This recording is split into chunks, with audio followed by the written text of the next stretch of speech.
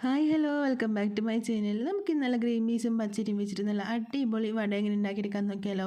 നമ്മൾ സാധാരണ പരിപ്പ് വെച്ചിട്ടല്ലേ പരിപ്പ് ഉണ്ടാക്കിയെടുക്കല്. അപ്പോൾ അതുപോലെ തന്നെ ആട്ടോ, പക്ഷെ നമ്മളിത് ഉണ്ടാക്കുന്നത് ഗ്രീൻ പീസും പച്ചരിയും വെച്ചിട്ടാണ്. അപ്പോൾ സിമ്പിൾ റെസിപ്പിയാണ്, നല്ല ടേസ്റ്റ് ആട്ടോ കഴിക്കാൻ വേണ്ടിയിട്ട്. അപ്പോൾ എല്ലാം ട്രൈ ചെയ്ത് നോക്കണേ. ഇഷ്ടമായി ലൈക്ക് ചെയ്യാൻ, സബ്സ്ക്രൈബ് ചെയ്യാൻ, ഷെയർ ചെയ്യാൻ, കമൻറ്റ് ചെയ്യാനൊന്നും മറക്കരുത്. അപ്പോൾ നമുക്ക് വീട്ടിലോട്ട് പോകാം. അപ്പോൾ നമുക്കിത് ആദ്യം തന്നെ കുറച്ച് ഗ്രീൻ പീസ് എടുക്കാം കേട്ടോ. ഒരു 1/4 കിലോ ഗ്രീൻ പീസ് എടുത്തിട്ടുണ്ട്. അത് 2-3 മണിക്കൂർ വെള്ളത്തിൽ നന്നായിട്ട് സോക്ക് ചെയ്തെടുക്കാം. അപ്പോൾ ഇതിൻ്റെ കൂടെ തന്നെ നമുക്ക് കുറച്ച് പച്ചരിയും കൂടി സോക്ക് ചെയ്തെടുക്കാം കേട്ടോ.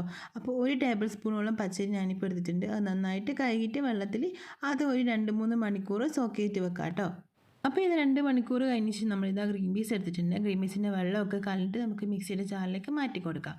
ഇനി നമുക്കിത് ഇതിൻ്റെ കൂടെ തന്നെ നമ്മൾ നേരത്തെ സോക്ക് ചെയ്യാൻ വേണ്ടി വെച്ചിട്ടുള്ള നമ്മളെ പച്ചരി ഉണ്ടല്ലോ, അതിൻ്റെ വെള്ളം കൂടി കളഞ്ഞിട്ട് നമുക്ക് ഇതിലേക്ക് ഇട്ട് കൊടുക്കാം കേട്ടോ. അപ്പോൾ ഇത് നമ്മൾ അരച്ചെടുക്കുന്ന സമയത്ത് ഇതിലേക്ക് വെള്ളം ചേർക്കാനേ പാടില്ലേ. വെള്ളം ചേർക്കാതെ വേണം നമ്മൾ നന്നായിട്ട് അരച്ചെടുക്കാൻ വേണ്ടിയിട്ട്.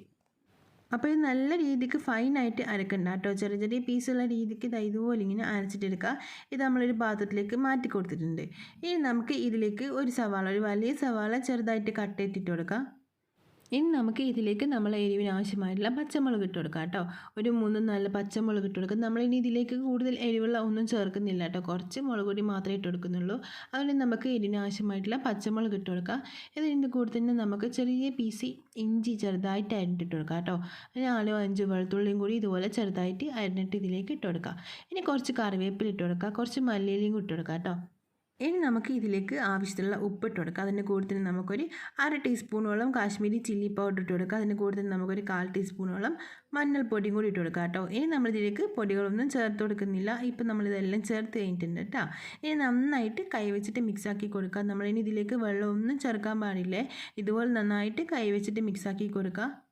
ഇനി നമുക്കിതൊന്ന് മിക്സ് ആയതിനു ശേഷം ഇത് ഒരു ബോൾസ് ആക്കിയിട്ട് കയ്യിലെടുത്തിട്ട് ഉരുട്ടിയെടുക്കാം കേട്ടോ. അപ്പോൾ ഇതുപോലെ റെഡിയാക്കിയിട്ട് എടുക്കുക. എന്നിട്ട് നമ്മളെ കയ്യിലേക്ക് വെച്ച് കൊടുത്തിട്ട് നമ്മൾ സാധാരണ പരിപ്പഴൊക്കെ ഉണ്ടാക്കിയെടുക്കുമല്ലോ, ആ രീതിക്ക് ഇതുപോലെ ഇങ്ങനെ നന്നായിട്ട് പ്രസ്സാക്കി കൊടുത്തിട്ട് നമുക്ക് നല്ല ചൂടുള്ള എണ്ണയിലേക്ക് അങ്ങിട്ട് കൊടുക്കാം കേട്ടോ. അപ്പോൾ ആദ്യം എണ്ണ നന്നായിട്ട് ചൂടാക്കിയിട്ട് എടുക്കാം കേട്ടോ. എന്നിട്ട് നമ്മൾ ഇതെല്ലാം ഇട്ടതിന് ശേഷം നമുക്ക് മീഡിയം ടു ലോ ഫ്ലെയിമിലേക്ക് മാറ്റി കൊടുക്കാം. എന്നിട്ട് ഇതിനെ തിരിച്ചും മറിച്ചിട്ട് കൊടുത്തിട്ട് നന്നായിട്ട് ഫ്രൈ ചെയ്തെടുക്കാം കേട്ടോ.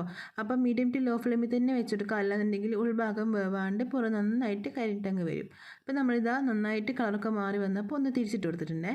അപ്പോൾ ഇതുപോലെ നമ്മളിതാ ഇടയ്ക്കിടയ്ക്ക് ഇതുപോലെ തിരിച്ചും മറിച്ചിട്ട് കൊടുക്കുമ്പോൾ തന്നെ ഇതിൻ്റെ കളറൊക്കെ അങ്ങ് പെട്ടെന്ന് മാറി വരും. ഒരുപാട് സമയം എടുക്കില്ല, പെട്ടെന്ന് അങ്ങ് റെഡി ആയിട്ട് കിട്ടും. ഇപ്പോൾ ഇതിൻ്റെ കളറൊക്കെ 2 സൈഡ് നന്നായിട്ട് കളറൊക്കെ മാറി വന്നിട്ടുണ്ട് കേട്ടോ.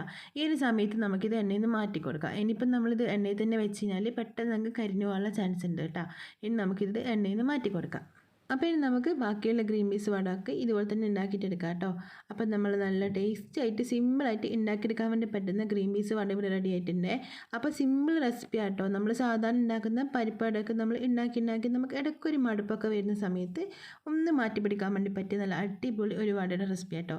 അപ്പോൾ എല്ലാം ട്രൈ ചെയ്ത് നോക്കണേ. നല്ല സിമ്പിൾ റെസിപ്പിയും കൂടി ഒന്ന് ട്രൈ ചെയ്ത് നോക്കുക. ഇഷ്ടമായി ലൈക്ക് ചെയ്യാൻ, സബ്സ്ക്രൈബ് ചെയ്യാനും ഷെയർ ചെയ്യാനും കമൻറ്റ് ചെയ്യാനൊന്നും മറക്കല്ലേ. അപ്പം നമുക്ക് മറ്റൊരു പിന്നെ കാണാം. Bye, thank U.